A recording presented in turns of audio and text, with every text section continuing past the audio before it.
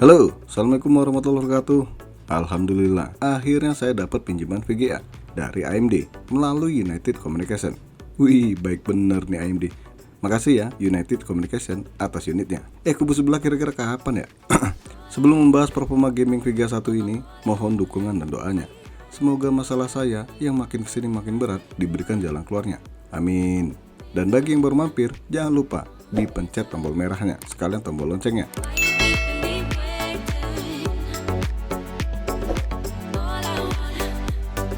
Sapphire Pulse Radeon RX 6500 XT OC Edition 4GB DDR6 64 bit.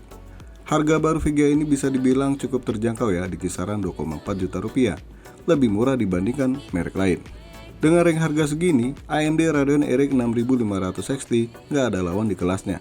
Wih, sombong banget. Tapi fakta loh, karena rival sejati dari VGA ini adalah Nvidia GTX 1650 Super yang barunya masih sombong, karena dijual di atas 3 juta lebih. Udah seneng kali ya GTX 1650 Super di atas terus harganya. Gak mau turun-turun? Turun dong, udah saatnya insap.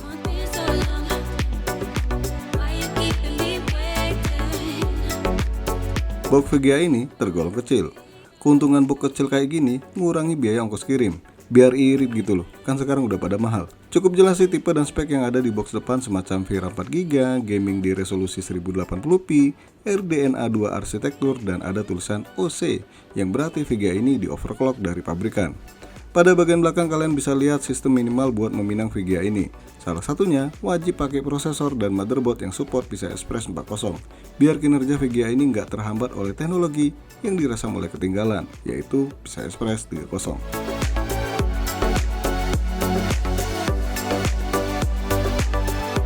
Kali pertama dibuka, saya langsung dapat cek.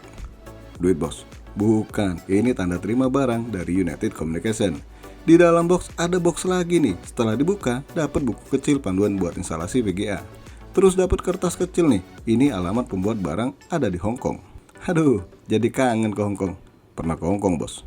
Pernah, di alam mimpi. Setelah dikeluarin, wih VGA ini ganteng banget. Beneran loh, langsung kelihatan dua buah kipas yang ukuran fan-nya cukup besar buat mendinginkan GPU dari RX 6500 XT ini. Kemudian kalian bisa lihat nih, konektor 1x6 pin dan juga merek Sapphire sama Radeon di bagian sampingnya. Pada bagian output hanya ada HDMI sama DisplayPort. Terlihat ada pipa di sini. Ini bukan pipa ledeng ya, tapi berfungsi untuk memaksimalkan penyerapan panas agar cepat dibuang. Kalau panasnya nggak terbuang, bisa artefak VGA-nya. Di bagian belakang ada black pad hitam dan ada gambar nadi. Ya sesuai namanya ya, Sapphire nadi, Pulse. Ukuran VGA ini juga cukup sedang ya, nggak panjang banget ya. Panjangnya cuma 194 mm dan memakan 2 slot di motherboard.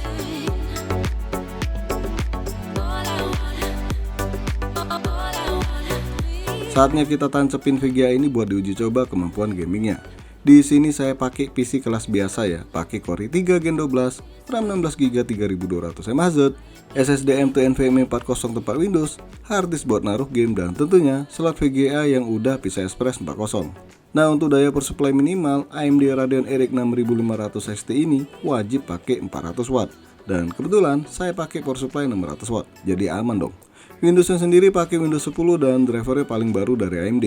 Nah, untuk resolusi layar itu standar ya, 1080p 75Hz.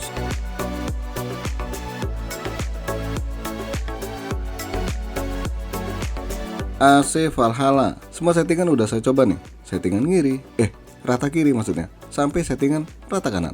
Dan buat game ini, AMD Radeon RX 6500 XT paling nyaman dimainkan di settingan medium dengan frame rate rata-rata di angka 62 fps.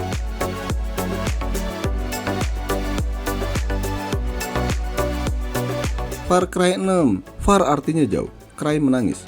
Berarti arti game ini menangis jauh-jauh. Alah, ngawur. Untuk game satu ini bisa dilibas di semua settingan, mau settingan low sampai ultra pun dilahap.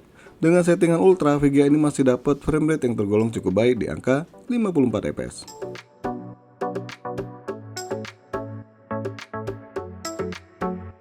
Forza Horizon 5. Game balap satu ini settingan tertingginya adalah Extreme, tapi ternyata VGA ini paling nyaman di settingan High dengan frame rate cukup tinggi di angka 85 fps. Kalau mau lebih nyaman lagi, tiduran di kasur.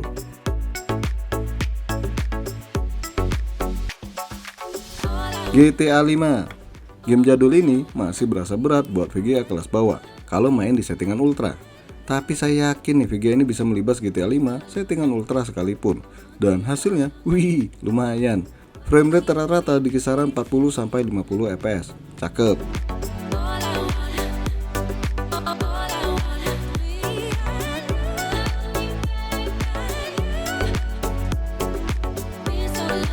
Hasil yang ditunjukkan VGA ini di game WD Legion gak beda jauh dengan Forza Horizon. Bukan framerate-nya, tapi tingkat kenyamanannya. VGA ini paling nyaman bermain di settingan high dengan framerate rata-rata 57 fps. Kalau mau lebih nyaman lagi, tinggal di setting ke medium dengan framerate di angka 68 fps. Pengen nyaman beneran? Jangan ada cicilan. Itu saya ya.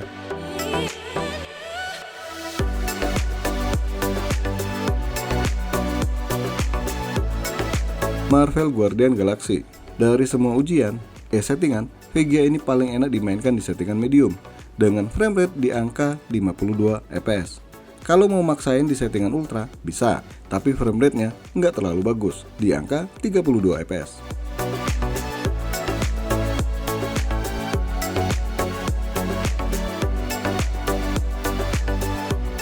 Resident Evil Village. Salah satu game yang bikin puyeng karena banyak bener settingannya. Nggak ada settingan otomatis. Tapi anggap aja ini settingan medium ya. Dan ternyata framerate yang dihasilkan tergolong cakep banget nih. Di angka 80-an fps. Yang nggak cakep itu zombinya ya. Sayang di sini zombinya kagak nongol. Lagi tiduran kali ya.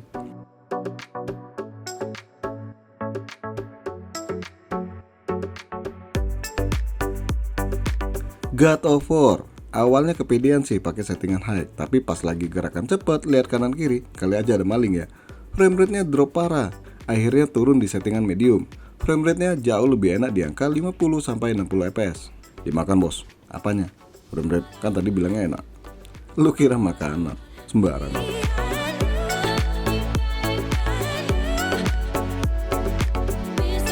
PES 2021. Game ini di VGA ini, aduh, cuma geli-geli doang. Lancar jaya. Serius, nggak pakai bohong. Dengan settingan high, framerate 60 fps.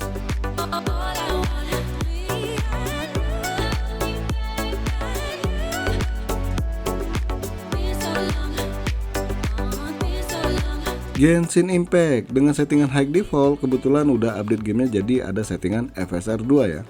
VGA ini bisa memainkan game ini cukup stabil, nggak frame drop, lancar. Itu kata yang uji coba game ini.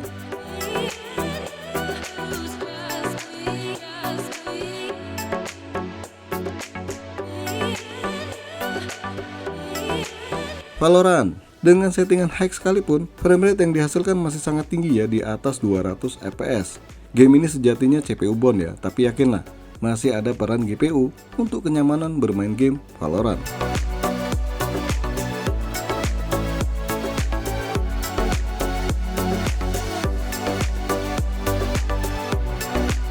Sebuah Radeon RX 6500 XT dari pengujian beberapa game menunjukkan bahwa VGA ini masih sangat baik untuk bermain game di settingan medium dan high sekalipun. Ya walaupun nggak semua game ya, tapi tetap aja performanya sebanding dengan harga yang diberikan. Bahkan untuk di kelas harga 2 juta barunya, VGA ini nggak ada tandingannya dalam hal kemampuan gaming.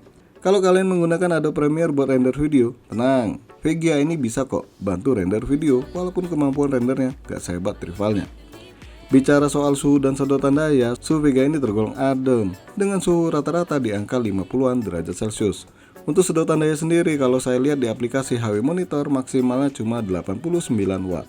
Tapi kekurangan dari VGA merek Sapphire ini, suara kipasnya yang rada kenceng ya. Tapi tenang lagi nih, tinggal pakai headset, suaranya bakal ngilang.